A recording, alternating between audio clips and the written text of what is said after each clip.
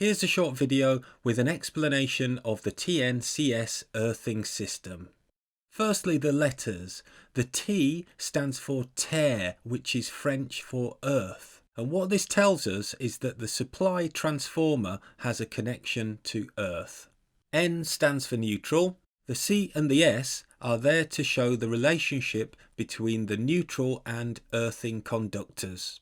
The C shows that the neutral and the earth conductors are combined in what's known as a PEN conductor. This stands for protective earth neutral, which connects back to the supply transformer.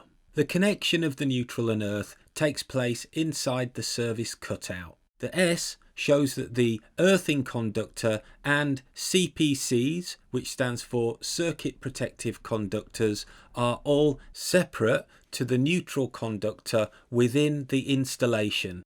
If you look at page 17 of the IET on-site guide, you will find a drawing with the layout of a TNCS earthing system.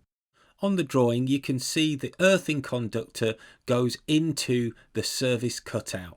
This is what tells you that you are looking at a TNCS earthing system. Here are some examples. You can clearly see the green and yellow earthing conductor going into the service cutout. This is what you're looking for when identifying a client's earthing arrangements. This earthing system is also known as a PME system.